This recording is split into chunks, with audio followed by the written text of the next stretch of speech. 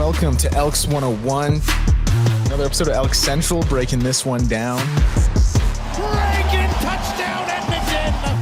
Fajardo, Dunbar, back on top go the Elks!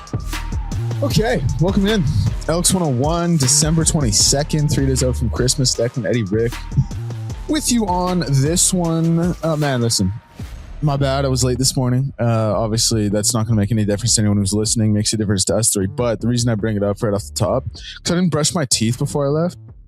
So I had this bottle of Listerine in my car. Just staying fresh, just staying ready in case Sydney Sweeney's hitchhiking or something like that. I gotta pick her up. In the car too. Yeah, no, 100%. So I'm trying to open it like while I'm driving here today, and it's like they make those Listerine bottles like, and I get it, I guess, but they make it like proof seal. You know what they make it, Rick? Childproof. They make it childproof. They make it childproof. Sometimes you'll get a mid-20s guy driving to work late, trying to open it up in his car, and it's all the same. But dude, so I was like trying to open it, and I'm like just ripping at it. Like I'm not wasting time looking at like how this is supposed to be done. Like I'm just giving it. And dude, I'm like taking a look at it, and I'm like just ripping the lid, and a piece of it flies up and catches me in the eye. Dude, a piece of like the lid. Yeah, plastic. it's like this sharp little edge of like the plastic flies up and catches me in my eye. And I'm sitting there just like thinking like, okay, what a dumbass. Like basically laughing at myself. But then I'm like looking around. I can't find this like little piece of plastic. And I'm like checking the lid for like how small it is. And I'm like wondering if it's in my eye. You know what I mean? Like I'm wondering if it's still stuck. That's micros under. Yeah. Well, listen, so we first microplastics in our balls, now in our eyes, I guess. Like thanks government of Alberta. Right. But dude, it was, and now I'm like, because I'm thinking my eye is gonna just completely like redden up here. Yeah, and it's like the worst. Like I'm sitting here. The reason I'm telling you guys all this, you guys are probably thinking like sick story, man. But the reason I'm sitting here telling you this is just because my eye is like on fire. So it is hurting. Oh yeah, it hurts so bad. I can like see out of it fine, but it feels like someone's like just sticking a pen in my eye. Well, because you were rushing here, did you take the time to actually like stop in your car and look at the eye, or did you just run right upstairs? I gave a brief little one of those in the rear view mirror. I looked a little. I pulled my eyelid down. I didn't see anything, and I was like, "It's probably feeling a scratchiness or anything." A little bit, for sure. But yeah, they'll rinse it out later. Like, I don't get some eye drops. Worst case, we can always pause. We are not live. It's we do. That is huge for us. We definitely treat it like a live show sometimes. We do. But because I was like, you guys can like, I was like, you guys can get it going with me today if you want. I'll hop in later, and it was just so you're the host of the show. Nah, listen, it's a three-man project. It doesn't fly without any of us. But listen, this is the other thing about the Christmas season. Hashtag open to work. Okay. Hashtag open to work. If you need a podcast appearance, they're going cheap. Like I'll get them in for $10, man. Sell yourself for if you are looking to sponsor podcast work only, or what kind of work? I'll get on the radio. Open to everything. I'll get on the radio. I would like it to be media centric, but listen, if you need, do you have a manual physical labor bone in your body? I will shovel snow. Okay, but I'd rather not. I was actually thinking about this too the other day, not to get off in 3 tangents in the first 4 minutes, but I was shoveling. That's the worst chore. Like picking someone up helping someone move sucks. Picking someone up from the airport sucks. Shoveling, that's the worst, man. You don't think? I don't mind shoveling. I like shoveling, cutting the grass. It's funny that you say these are the worst things too. Like that's cutting the grass is cool. Life. I like cutting the grass. Moving, and I've moved almost a whole house on my own, except for like the mattresses and couches. Yeah. Other than that, because I've moved so much over the years, I've like got it down to a science, man. Yeah, like I'm definitely at the age now, I think, where like my friends got to hire movers. Yes, we are getting like You're not asking out. Yeah, not sourcing out. Like it's cool to help your friend move into his like first apartment in his like early 20s. Like that's like it's fun, and it's like you just hang out with the boys after. It's cool to help them move into that second upgraded apartment. You're like you want to be a good friend. You're like young, though. You're not even touching the 30s, but when you touching 30s, pushing 40, man, you ain't asking your boys. No, for sure. Ain't cutting it. No, dude. Especially it's like it's a full day of work. It's you know what I mean. Like when you're 20 or whatever, like 21, it's like fine and it's like fun and it's like, but now like, dude, I got like my like friends who are like married and stuff. Like I'm like, man, like come on, like you guys moving is different. Like you got expensive things and.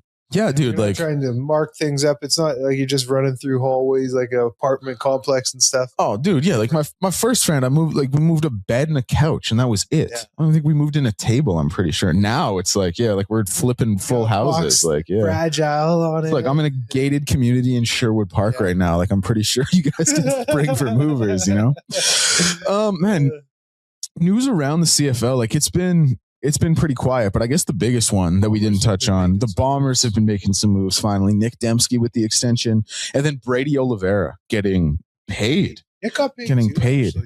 What was Nick's number? 240. Yeah, that's great money, man. 250. Now, like, how much of this is we owe you this money as opposed to? I think for both those guys. And Nick was making, good coin his past couple of contracts as well. Yeah, Brady too. I didn't realize Brady had a pay increase. He was making about 240 himself last year, and he's coming back for it's like 300, isn't it? 290 this year, 300 next year. It's a little bit of paying these two local guys off of what they have done. Mm-hmm. Absolutely, and again, they are the faces of the franchise. Yes. They're the faces of the offense. Their offense runs through Brady in the terms of the run game. And then Nick Dembski is their best option at receiver, most dynamic option. He's not a typical receiver where he's, going and making all these jump ball catches like Kenny Lawler style. But the way they use him, the way they can use him in the run game, in the way he abuses that waggle, because he really takes advantage of that waggle. And what I mean by abuse is he'll just take it to the defenders and they have no hope in hell because he's so crafty with it, man. I guess like another thing too is like you watch the quarterback play last season and you're like, ooh, Brady is going to be the catalyst of this offense. Yeah. we gotta make sure he's taken care of. Yeah. But dude, 3-year contract worth money for running back. Worth dude, and like an older running back too. Like he's been I mean, you say that could be the prime. But the way Brady plays, he plays beyond 28. 100%. He is a bruiser in every sense of the word. But yeah, man, $290K next season, $300K in 27 and 28. Like to pay him, man. Shout out Brady getting paid. Like football does not last forever, for him, dude. Football does not last forever, and running backs are a dime a dozen, and they don't get paid, and they get rotated out. Slower running backs. Yes. So to get. I mean, listen, we've talked about it before. Like the contract situation is fluid. You can be cut at a moment's notice, but to get $300K to basically $300K for 3 straight years, like that's a heck of a payday. Especially like I said, man, like at a position where like they don't have a lot of love for you in this league. Like I remember back in my day, we were watching these running backs play forever. Like Joffrey Reynolds was there forever in Calgary. And then it was John Cornish. Then Charles Roberts in Winnipeg, he was there forever. Wes Cates, Corey Holmes before that in Saskatchewan. Okay. Corey. Yeah. Corey Holmes was my favorite player. About, he had a couple of good, crazy years and then went down to Ken Keith. Oh, Corey Sheets. Yeah, he had the one. He had the one. Dude, he like never played football again after he left. He tore his Achilles twice. Yeah, dude, it was so sad because that 2013 season was nuts, unbelievable. Then he has that Grey Cup game where he has like 150 yards or whatever it was. 2013 team, because of the way they ran, was very similar to the Winnipeg Blue Bombers makeup, which was the offensive line was full of just bruisers, man, and they moved bodies. That's what Winnipeg has done since 2019, essentially. Mm-hmm. Andrew Harris did it for a bunch of years, and then Brady just took over seamlessly. Time goes fast, though, Dak. Like, does it ever? I feel like Brady, because I've known Brady a long time since he was a young pup, and I can't believe that he's already rushed for 4 1,000-yard seasons. Yeah. It seems like that job was just Andrew Harris's job. Yes. Like 2 years ago. Oh, dude, Brady's for sure. gone for 4 1,000-yard seasons. Man, honestly, like it's crazy to hear you even talk about it in terms of time, because I'm sitting here thinking like, yeah, like I feel like Andrew Harris was just ancient history, but he's really? Yeah, dude. I think of him as being like that's a crazy. Totally different regime, but it's not. Like I'm gonna look up Andrew Harris's career right here. Then he ended up going to Toronto. Yep. Played 2 years there. Now he's running backs coach. Yeah, he is. RB coach. Yeah, but it's dude, but it's weird how you think of that, because like how one thinks of like a timeline. Because his last season in Winnipeg was 2021, and he was injured. He only played 7 games that year. But that 2019 season, 1,300 yards. 1,400. For me, it feels like, Andrew has been there, like, just like he's been the guy for so long. Oh, yeah, and dude. Well, Brady has been there. Brady's been, I think, there a couple of years. He was drafted in 19, I believe. And he busted his ankle in week 2 of his rookie season. And he never really got his opportunity until Harris left. But holy smokes, 4 1,000-yard seasons later. Yeah. And crazy. just Maybe I'm tripping. No, man. Like, that's just how it goes. He's such a dog. Like that. He is. Dude, yeah. So he plays 13 games, but he starts 6 in 21. That was the last year Andrew Harris was there. And Andrew obviously only played 7 games with the injury. 22 1,000-yard season, 23 1,500-yard season, 24 1,300-yard season, 25 this past year, basically a 1,200-yard season in 15 games. Like insane, man. But it's weird, like, because dude, I think of it being Brady's backfield for a while now. But then going back and looking, like Andrew Harris was still there in 2021. And dude, I weirdly like his number. I think of him as being an incredible back in BC. He only had 2 1,000-yard seasons in like 6 years there. Yeah, no, he because he was a backup. I'm tripping now. I forget who was there, but he was more of a slot back and he like a scat back type. Yeah, like utilized as the guy out in BC. Yeah, and I'm looking again because I probably should have checked his receiving numbers first. Like he was putting up like 500 yards plus every year receiving the ball. Yeah, just all purpose. He was unique. He was like a Dembski. Yep. He was like a Dembski, except more of a running back. Yep. You know what I mean? Kind of like a Rank. The way Rank, he was a taller version of Rank when Rank would like really pop off for those 70-yard plays. And we showed that speed, but yet he's still a powerful dude. That's what a young Andrew Harris was. Yeah, I can totally get that vibe. Yeah, I don't know, man. Like it's weird to think like shout out to the boys. This isn't the Bombers podcast, but they just are providing us with a bit of news. But Tommy Condell, they hire him as offensive coordinator. I saw that. Previous OC Mike Hogan, he was the running backs coach for a while. Brady had all this success that we just talked about under Hogan as the RB coach. He was their O coordinator last year. It didn't work out so well. Normally you would see the guy get fired. But Mike O'Shea, he's all about the culture and obviously gave Mike Hogan an alternative and said, you want to get fired or do you want to become our running back coach again? So Mike Hogan has now been their running back coach, demoted, you could say, because they hired Tommy Condell. But then Jake Thomas, long tenured defensive lineman, didn't even announce his retirement. They just announced that he was the D-line coach. Yeah, so funny. It's pretty funny, but good for him, man. Like, how much of that do you think is Winnipeg's ability that they can just run it back and get back to the top of the West? That's their plan is. But my thing is like, I look at Winnipeg right now and like, I obviously had high expectations coming into this season for them. Like I still thought I had no reason not to think they weren't one of the best teams in the West, but like I look at the lay of the land right now. Like I think they are in a worse position going into the next season than Saskatchewan. I agree. Then BC. I agree. And like call me a homer, but Edmonton. For sure. Right? Edmonton's a given. Yeah. Edmonton's, I was just thinking easy outside of the market. Yeah, easy choice. I would say if you look Calgary, I heard you say Calgary. Like, with Vern, another year under Vern down in Calgary. Yep. I mean, they faltered late in Edmonton. That's a given. They played some of the hottest football to end the season. Yep, they did. So Winnipeg's in tough, man. They really are, and they're aging. Yeah, they are. Jefferson, great player, great career, but can't deny like the production is not there. Like I watch, like I look at Brady Oliveira play and I'm like, man, like this is awesome for you, but like this, like what's this team gonna look like in 2027? And it's like you guys are all gonna be 45 years old, just doing the same thing. He's getting smashed because that's the way he plays. Yeah. He's not outrunning anybody. No, my goodness, he's run through you. Yeah, he absolutely. does a pretty good job at it, but it's like you can be putting your shoulder in everyone at 31. Like that's 57 in running back years, maybe even older the way he plays. Yeah, seriously. It is. I feel like we talked about this back when we were in that old studio over there. Like if my kid ever wants to play running back, I'm taking that football out of his hands. I'm like you're playing wide receiver, you're playing DB. I'm with you. That's not the position of choice. That's for sure. No, teach him to kick far.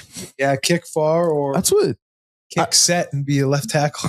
Dude, I have a friend who says that. He's like, just teach your kid to kick. Like no one ever gets their kid thinking like I'm going to train him as a prodigy as a kicker. What about dual threat too, like a kicker that plays a position.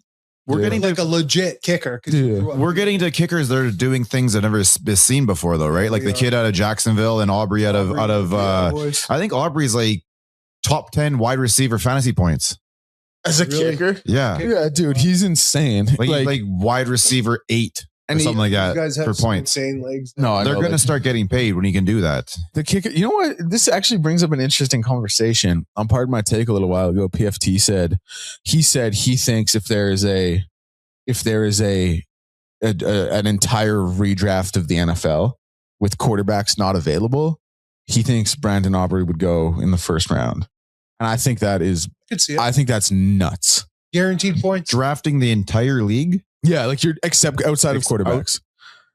I think Brandon Aubrey is insane, but I think that's nuts. Like, I don't know if he'd go in the first 2 rounds. Maybe late round 2 or something like that. But I think round 1, that's only 32 players. So I'm saying, like, if every team is starting from scratch, you got the Bears have a left tackle, the Saints have a right tackle, the Cowboys have a D end, the Bucks have a wide receiver. You're just like the Chargers just have a kicker. There's 32 players. Yeah, better than him for sure. But to your, it is guaranteed points. Yeah, and dude, he's insane. And to your point, also about the kickers, Rick. Like not only the kickers, like the punters now too are doing stuff. Like remember Jake Julian?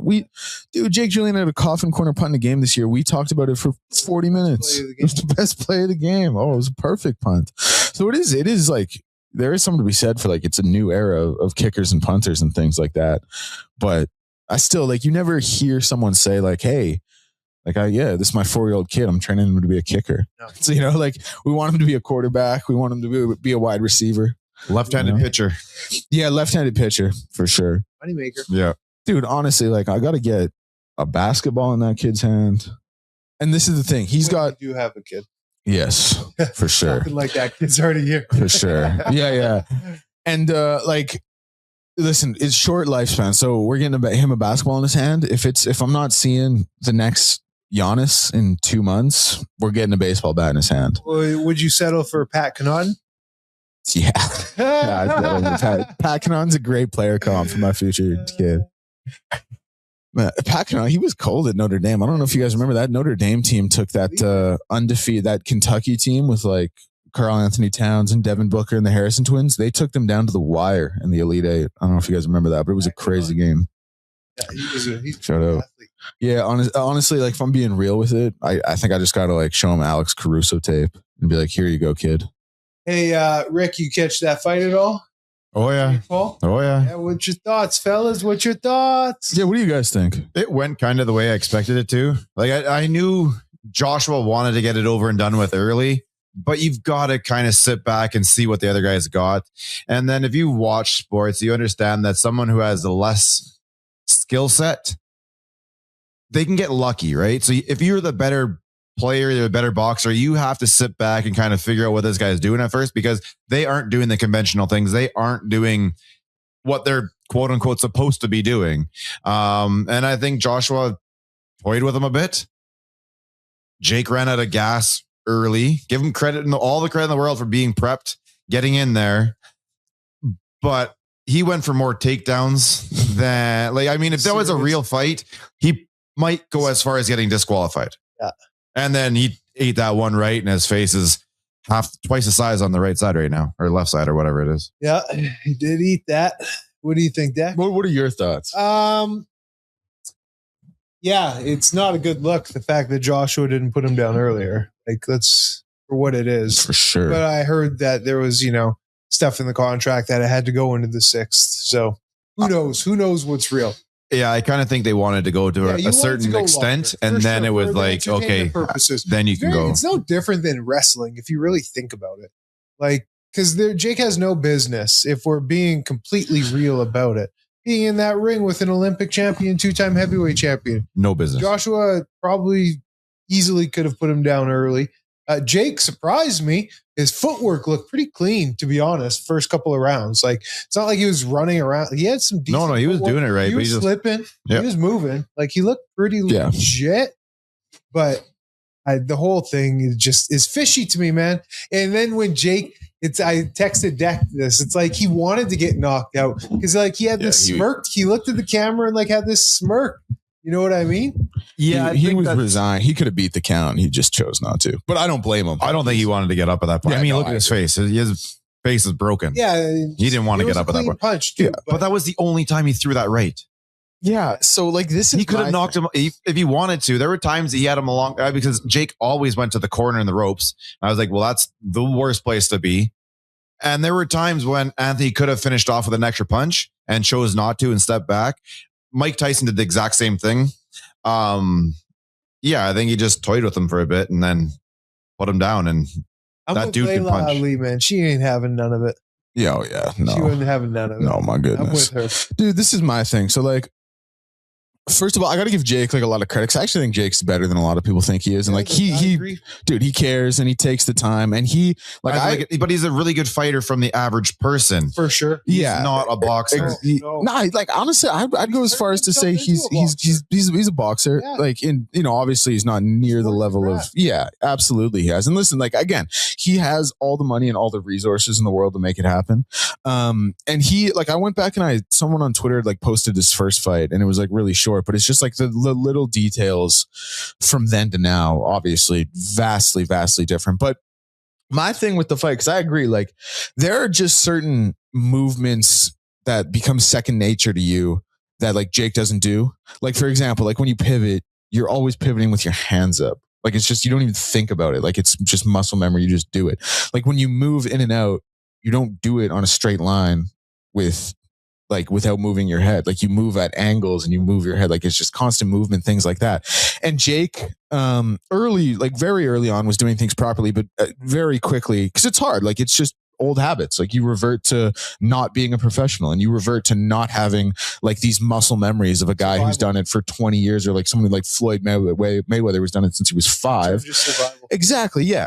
And so when Jake started to kind of, and it was like very quick, it was like right after the first round, when he started to kind of not do these things, a guy like Anthony Joshua with all the experience in the world had so many opportunities to pick him off and throw in combos and just wouldn't. Like, because me and Eddie were texting about it.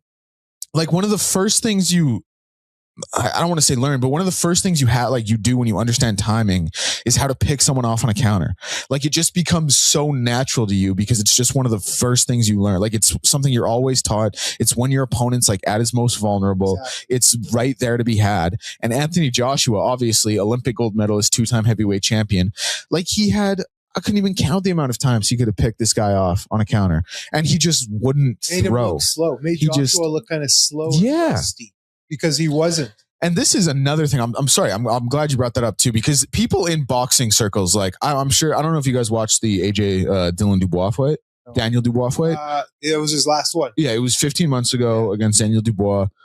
I mean, AJ is washed in terms of being like a world-class boxer. Like he'll never touch a world title belt again. Like he got knocked out in the 4th round. He got knocked down like 5 times in that fight. Like it was, his legs weren't there. He had no defense. Like in terms of being a world-class, like win a world title bout. He's not there. No, he's not going to do it. Now, listen, shout out Eddie Hearn and Matchroom. Like they could go find a path, I'm sure, in some weird, like pay some, if anyone can make it happen, it's Eddie Hearn. But my point being, like, in terms of actual ability, like he is shot as a boxer. So as a world-class boxer, I should say, like, so watching the fight, I was like thinking, I was like, is AJ just this shot that like he can't pull the trigger on some of these shots that are so second nature and should be so second nature to him? And then as kind of the fight went on and it got a little, like it got into the 5th round, I was like, so now AJ's just throwing these shots. Like he didn't throw them for the first 4 rounds. Like he's throwing them now. Like lies the rub. So what changed? Did you remember how to box in the last 12 minutes, AJ? So yeah, listen, I don't think it was like rigged, obviously, but because I've also not been a big guy who's been on the camp of Jake Paul's fights being rigged. Like I think he's been very smart at the opponents he's picked. I think he is better than people give him credit for. But this was the first time that I was like something. So there was, I don't know.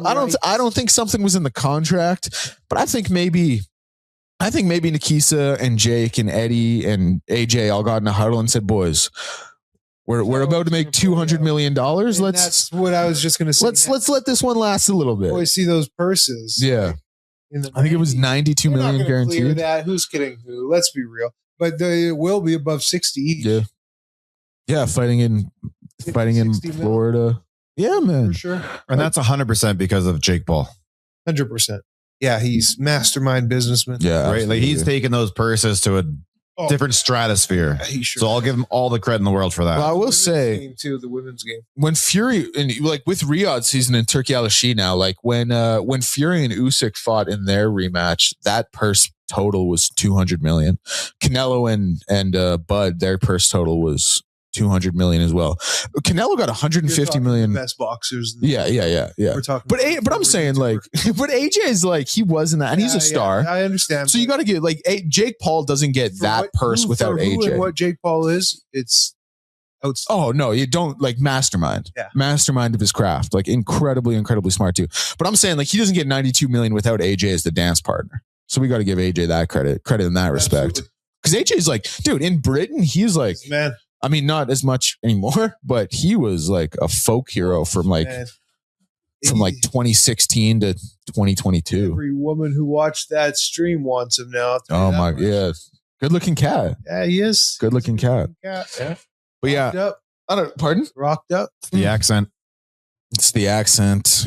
I mean, listen, if someone shows them highlights of the Dubois fight, I might want him a little bit less, but there's that too. Dude, but he's made some incredible purses, like his 2 Usyk fights, his Klitschko fight, his second Dubois fight for sure. The Ngannou fight. He won the Klitschko fight, yeah.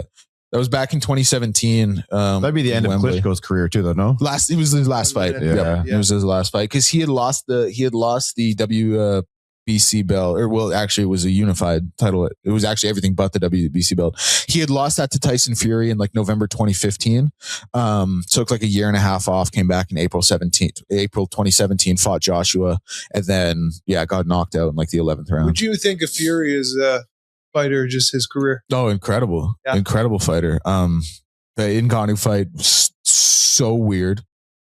Like, I don't know what that was. But he also ran into a guy who I think is just like a top 3 heavyweight ever in Usyk. Because Usyk, not to make this the boxing hour, but Usyk is a guy like he was a cruiserweight, and he actually fought as an amateur as low as a middleweight. So he is a guy who like his movement is so fluid compared to guys who are natural heavyweights. Like he was unbelievably fluid for a cruiserweight. And a big part of that was he trained with Anatoly Lomachenko, Vasily Lomachenko's dad. And I know these names are probably lost on some people, so I'll wrap it up, make it quick.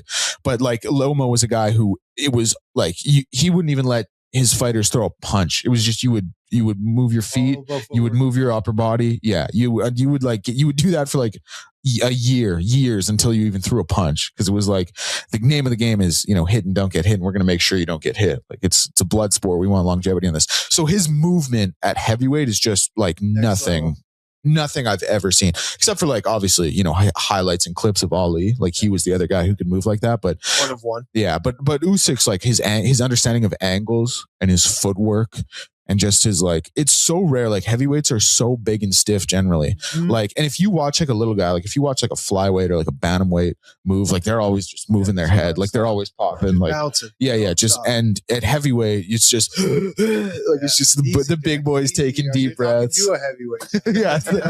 the big boys taking deep breaths, like not really moving stiff. Like, but then you get caught with one. Yeah.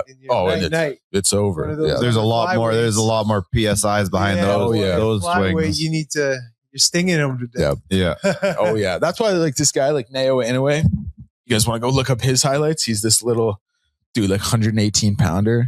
You could walk in here and just starch us all. Really? Like, oh, dude, he hits it's the craziest thing I've ever seen. The power he generates, insane. But yeah, shout out Jake Paul. Okay, let me ask you this, guy. You guys' final one. Are you guys gonna watch Jake Paul's next fight? Yeah, I mean, if it's on Netflix, I'm already paying for it. Because my thing is like, I'm not watching Jake Paul fight just to watch Jake Paul fight. Like I want to find the right dance partner. Like I want it to be a good, for sure. Get someone in your own weight class. Yeah, and skill level. So someone who's even more skilled. Make them fight up.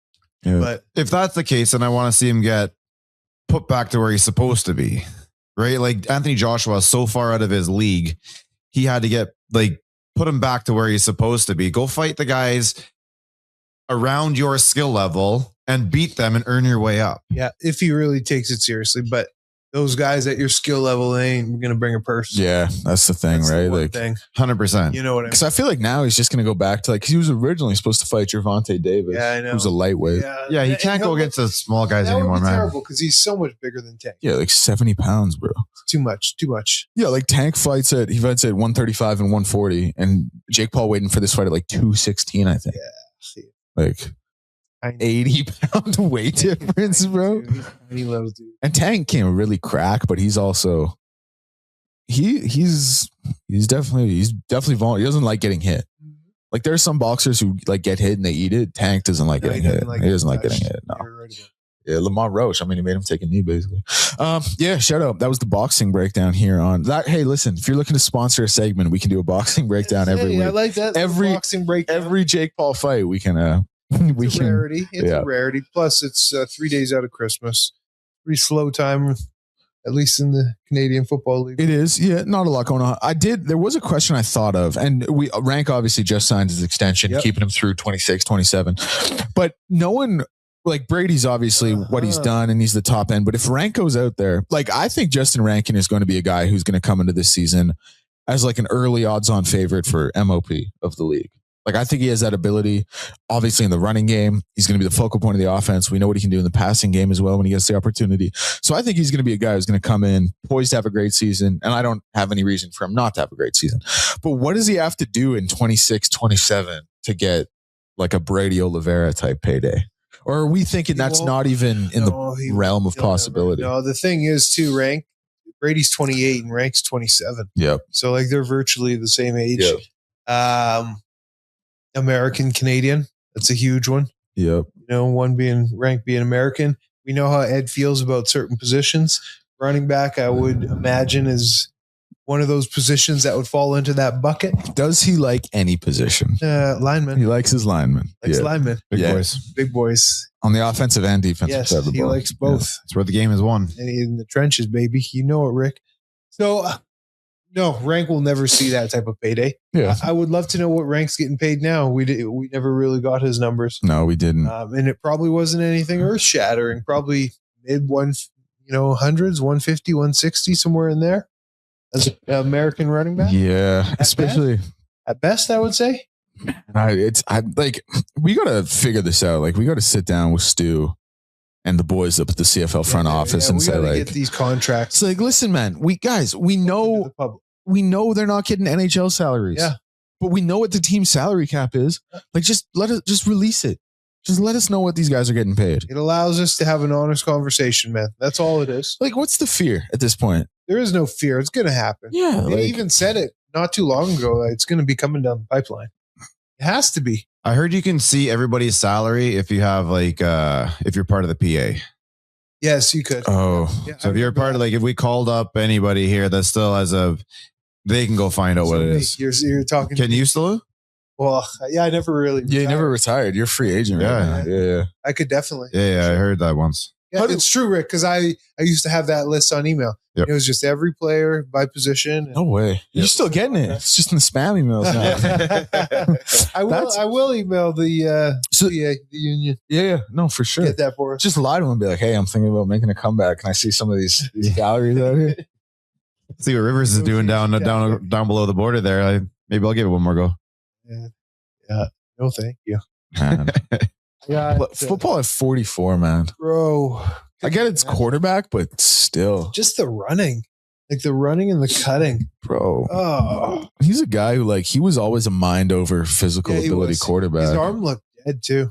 Yeah. I actually, yes. You know what? I was just going to say, I don't remember watching the Colts this weekend, but yeah, you're absolutely right. They played tonight. Yeah. San Fran. Play 49. That defense probably will lead them up. But we said the same thing about Seattle's. Just got to move the ball quick. Yeah. Get the ball to JT. Dude, shout out Jonathan Taylor. You're hoping for Philly to show up? Phillip Rivers? Yeah, why not? I like seeing it. It's fun. Yeah, it is fun. There's very little. There's so many games right now that don't mean anything. Yeah.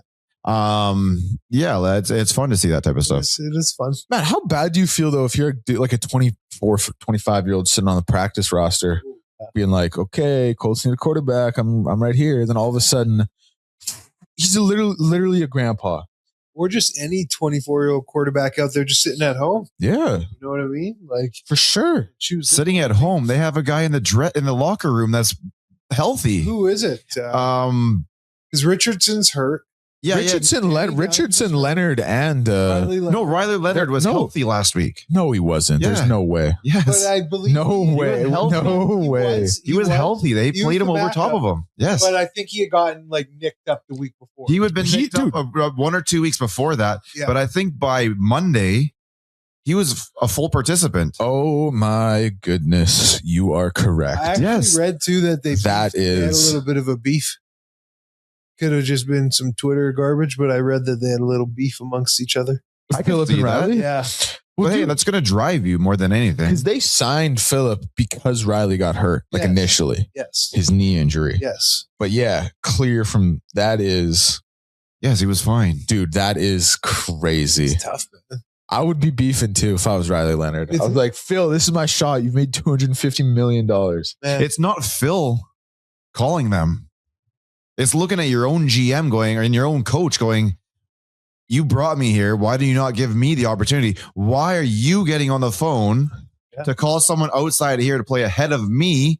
It's true. I said this. But I'm appealing to him as a human. I'm like, Phil, man, do the young boys a solid. Stay home. Stay home with your 10 kids. It's very similar, fellas, like when they made me starting guard. Yeah. Because I'm like, here I am starting D tackle. Coach Jones comes to me. They had 2 other guys who were healthy and able. Yeah. It's like, it's very awkward. Canadians too? Yeah, Canadians, man. Canadians. So then you gotta go sit in their room, don't you? Yeah. And do their meetings. And they sit the starting 5 as a unit and then everybody behind. I have to like sit up there with the starters and stuff. Everybody's in back. I know they're like rolling their eyes at me. Through your back of your head. It's not my choice. You're like asking questions about how to play the position. Different. I would, if they did that with an O lineman and brought him into the D-line room and made them a starter over me. Yeah. What the hell are we doing here, coach? Man. You kidding me? You got me here for what reason? We had that same issue a couple of years ago. They kept using Jake. Like we were down on the goal line or down 3rd and 1. They kept bringing Jake in as your fullback or whatever it is to try and get you that extra yard. Somebody on the offense is going, where's my opportunity? Why isn't it me? Oh, man. Awkward. Yeah, that's it'd be... I don't know. I just feel, I mean, shout out Phil for still doing it. But it's like, dude, like from Riley, I'm like, yo, let me just get some tape out there. They can sign me 10 years as a backup. Any hint of truth to Phil doing this for some life insurance? Probably not life insurance. Health insurance. I'm sorry. So you get 5 years, you, your partner, and your children, I guess, get 5 years of health insurance once you retire. So he was coming up at the end of it. Right at the 5 years. Yeah. So he jumps back in. He gets another 5 years of it now. 10 kids down in the United States. And in 5 more years, I'm sure 40% of them are going to be over 18. I don't know what their ages are, but do you think there's truth to it? Yeah, I'm sure there's truth to it. I bet there is too. My other thing is like, dude, I'm sure if there's one guy who can afford health insurance, it's the Hall of Fame quarterback. I would agree. But then you just bring up the next point and you said Hall of Fame. You have to reset because he's going to be a Hall of Famer. Yeah. Now you have to reset that whole 5-year clock to become a Hall of Famer. Yeah, dude, he was a semifinalist this year. Like he was on the short list. That's now it resets his eligibility entirely. I really didn't care about that too much, which is interesting. I don't know. Like I think he knows. Like I'm going to get in at some point. Like who cares if I push it down the line? Yeah. Although it would be crazy if this year you just get like the weirdest retirements, like Patrick Mahomes, Josh Allen, Lamar Jackson. All of a sudden, Phillips like pushed off. He's pushed off the ballot. Yeah, for all those guys. Yeah, but with that health insurance, though, it's like when you have 10 kids down there, and you're right, he's made a whackload of money, but $244 million. Yeah. But listen, after playing in Cali all those years after taxes and agent fees, that's what you make. That's where you're clearing. He probably cleared 100 of that 244. Exactly. Yeah, it's serious. Yeah, it's real out there. It goes away pretty fast. Oh, yeah, it does. Man. Yeah. And he wasn't exactly playing at the time when the guys are getting what they're getting right now. True. Yeah. Right? Like he was getting good. That's when QBs were making like 20 to 30, and that was huge money. Yeah. Yep. Now they're making 50, 55. 60. Like, dude, Dak Prescott, isn't he making like 65, 60? It's just Crazy. insane. It's almost too much money. You can't do anything with that money. It's NBA money. Threshold that you honestly can't do anything. Yeah. And these guys, it's wild. I'm not getting all deep about it, but these guys are still, some of them are just miserable POS. Oh, yeah, for sure. Despite having all the hundreds of millions. What's funny, you see some guys and they're not making that money yet. They're just waiting, right? Yeah. Like Puka's not making anything. No, he's on And look what he's doing. Yeah, he's on his rookie. He's acting like he's doing streams with Aiden Ross like he's a wide receiver he's one. Doing a lot. Sure is doing a lot. Yeah, like he's out there tweeting after every. He's got WR1 brain for sure. He's got WR1, But he's also just a young kid still. Yeah, he is a young right? He's still young, immature. All of a sudden, he's becoming a star in the NFL, and everybody's doing everything for you. And you're just getting your tires pumped everywhere you go. It's your head's gonna grow really, really quickly. Yeah. Man, it's just crazy to think dudes like born in the 2000s are just like popping off in the NFL now. What's crazy to think is like the NIL money. Dude, you got kids re-signing with schools now. Like, Nuts. what happened to the Re-signing with schools. Yeah. That sentence, that little Stupid. It's a Dude, mini so NFL. dumb. That's what it is. Mark It's a mini Jackson? NFL. What happened to the game I love, man? Like, I watch it now and it's just, I know. not now, but like, I mean, like the path it's going down. Yeah, I'm just 100, like, you can it's- see it. Yeah. You can see it. I think they will find a way to regulate it a bit, though. I think it's. it's- box has been opened. I think it's going to take like an incredible, like, I think it's going to literally take like the SEC and Big Ten splitting from the NCAA and just creating a football league. And then in like 50 years, everyone will be like, you know what? Let's just make this college You football. can go right again. back. And go back to like the 1950 style where it's just like good college football, represent your school, come get an education. That's kind of funny. But I could it's- see that too, Deck. yeah, it's going to take. Well, that's how the world goes, actually. Yeah. Like we see advancements and changes, and then we see it cycle right back to what it used to be. Dude, look at like streaming right now. It's just cable 2. Exactly. All it is. Dude, like there was nothing like channel surfing. I know. Everything's cyclical. It's exactly, Rick. It's all cyclical, I think man. bell bottoms have been cool in my life And it's 3 all times back. now. Yeah. It's all back. 90s fashion is super Oh, yeah. cool. The bright colors and stuff. Frosted Tips made a comeback for a year. Bro, I was doing COVID. socks and sandals back in the late 90s. It's all With the cyclical. It Adidas really tearaways, is. it was good. Even Man. music. Look at what the young kids are getting into. They're getting into some old classic rock and stuff. That's what I was saying. You think CDs are going to make a comeback the way vinyls did? I don't think so. Just I don't 'cause- think No. so. Vinyl like looks cool. Like CDs, like it doesn't look cool. But putting it vinyl, in there was always vinyl, there was cassettes, there was CDs. It was all the same. You had something tangible there. You had to put something into something or something. Yeah. Now everything is hands free. It's just on your phone. It will never come back. You will still have people that like want to do it for retro, but it'll never go back to being. We're never gonna walk around with Discmans again. No. But like it'd be like it's the same thing now with vinyl. Like people just like it because it's like a cool like aesthetic. There will be, some genres of people, but Yeah. the mass majority population, nah. She gone. Would- Then you I gotta hope- buy the whole album, exactly. Dude, the one I hope we bring back is like in a big way is DVDs. I love DVDs. Yeah. That ain't coming I've back had this either. conversation with my wife recently about DVDs. Yeah, they're gone, man. Yeah, again, Too it's something inconvenient. tangible. You need Yeah, something to play exactly. something, and you need it. You can break, you can scratch it. It You can. guys are Remember the haters. floppy? You guys are haters, bro. With the floppy Yeah, disk? the floppy disk Oh, was yeah? cool.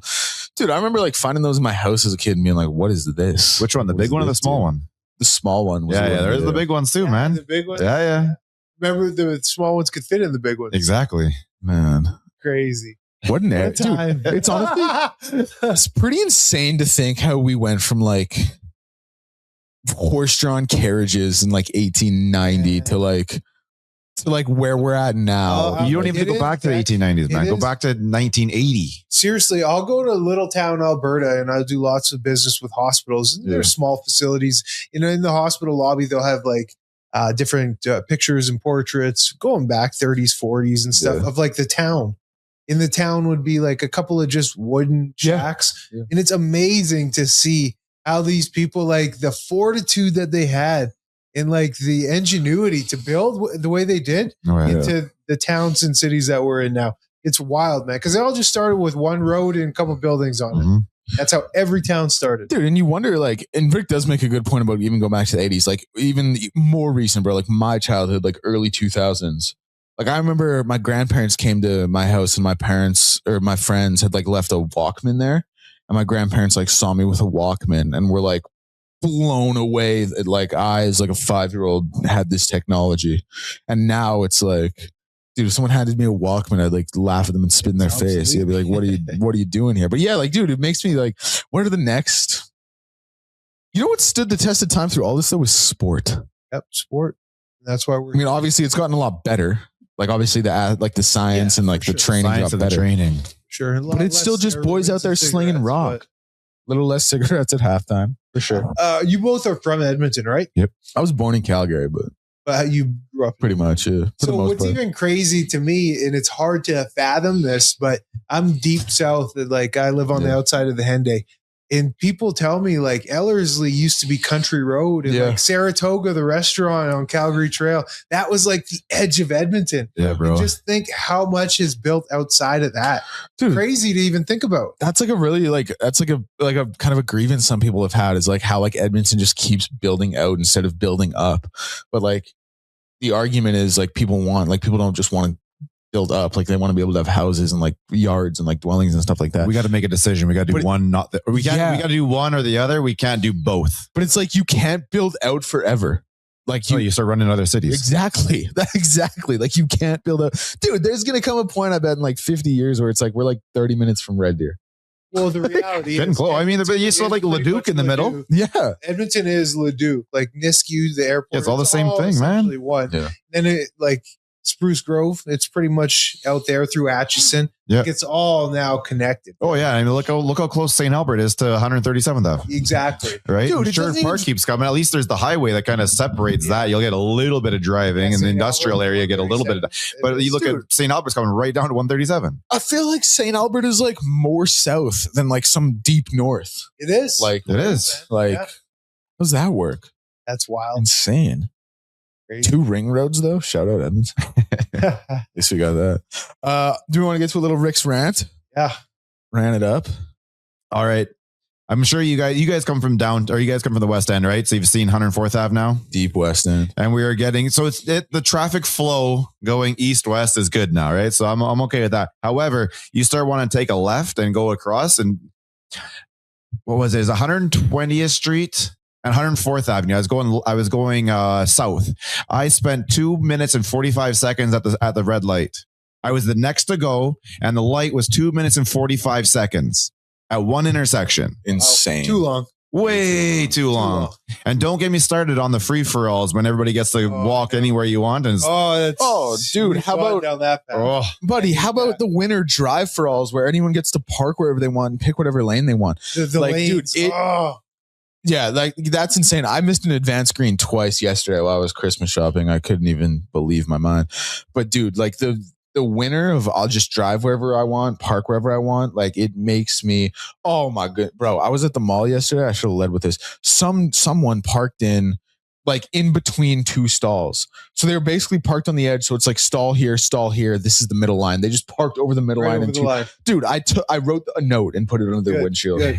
Like I had to do it. I was like, man, it's Christmas time at Wem. Like, what are you doing? What are you thinking? No, I honestly wanted to wait. Some woman gave me the finger on the way into the radio this morning at 6:30. You deserved it though? No, man. Okay. What are you doing? Driving in the far left lane and on the Henday, going to $1.05, man. Yep. Yeah, it was up your ass. Yeah. Get out of the way. Man. Get out of the way. No other traffic around. Yeah, move. Dude, how about someone was going 60 on the white mud yesterday? Like again, get out of the way. Dude. Get out of the way. That dude, 60 105 on like the Henday, like that's what I was just gonna say. The left lane. 105 on the Henday, like keep that. It to the right. Yeah. The right lane. Get on the for sure. Dude, but like 60 on the white mud, man, like that's where like this is like that's dangerous. That's accidents, man. That's dangerous, man. Like we have these unwritten rules. Follow them. Stop being above them. The drivers who tend to be on the more cautious side are the liabilities out there in this type of weather. They really are. 100%. Sketchy out there, man. Oh, it's so bad. So yeah, I pull up behind her. I'm all up her. Then I pull into the middle because she wasn't pulling over. And she still didn't move, hey? Yeah, and as I passed by, she gave it to me. No way. I'm thinking, what? You're crazy. I got right in front of her and I just... No. You ever get in front of someone and just brake check them? Nah, I've thought about it. There's been times it's a little too dangerous. Yeah, probably. because then you're putting yourself at risk. Yep. Right? Yeah, for sure. man. Winter driving though. Sucks. Tell you. But we'll finish up with a blind ranking. You bet. Get on out of here. Yeah. We're going back to the food, boys. We're going pizzas. Oh man, this is a good category. And let's just call all of these thin crust. All right. So we're not talking different crust. We're not talking just a thin crust pizza for these. Okay. So let's just start off with Supreme. Now hold on. Are mushrooms on Supreme? Oh yeah. All right, 5. Dude, don't like mushrooms. The only foods I don't eat are mushrooms and butter. I'll go 5. Crazy. All right. Just your plain cheese pizza. 4. Yeah. 3. This one's very, very popular when it's done properly, but a margarita pizza. Oh, I love a good margarita pizza. Like a really good margarita pizza from like oven roast, whatever that is. That thing. You know what I'm talking about. The big wood oven. Yeah, oven. Yeah, that was the word I was looking for. You said that. I'll put that number 2. That'll be my 4. The most controversial pizza out there, the old Hawaiian. I like Hawaiian pizza a lot. I should have put margarita at 3, Hawaiian at 2, but I'll put Hawaiian at 3. 2. I think you guys left the good one anyways. The meat lovers. Yeah, Absolutely. that's easy one. Yeah. Easy one. Dude, I'll tell you my pizza order. It's pepperoni, black olives, green peppers. Weird. It goes good. It goes hard. I'll eat anything, to be honest. Yeah, I'll get in there. How do you guys feel about like chicken bacon ranch pizza and like the weird like pierogi pizza and the weird stuff? I don't mind. Barbecue chicken. All right. Yeah. What about you guys ever mess with Royal? Oh yeah. I like royal pizza. Oh yeah. Yeah, they throw the old kitchen sink in there. Yeah. They Pricey, but, stack it high. they stack it. It's high. good though. The old fashioned pizza. Sask style, eh? Yep. Where they put all the toppings under The cheese. Yep. Yeah. Do you guys have a favorite style of pizza? Chicago deep dish, New York. No, man, I like a Famoso thin. Yeah. The thin, the fire, the old wood fired ovens. Yeah. Those are the best ones. Where you guys going if you just need a pizza? You know what? Actually, check that, man. There is a time and a place for just a pan. Oh yeah. A greasy pan. The old Pizza Hut one. Yeah, like the pan fry. I still like Pizza Hut, man. Like Pizza Hut's still. Yeah, man. There is a time and a place. It's a little pricier, but It is pricey for sure. Not a little. Come on. When you choose the pizza day, then you got to sit down and choose what kind of pizza you want in terms of crust and whatnot. Then you can go on to what flavor, Hawaiian meat, whatever. It's true. We crush a lot of Papa John's. Got a nice little promo code. So Yeah. Gregor 20. Yep. PJ EDM 30. Okay. % off. Elks101, 20% off your next order. Don't put that in. It's not going to work, but it will in the new year, hopefully. Well, the meetings go according to plan. Excellent. All right, Merry Christmas. Merry everybody. Christmas. Love you guys. Thanks for listening to us all year. We'll talk to you later.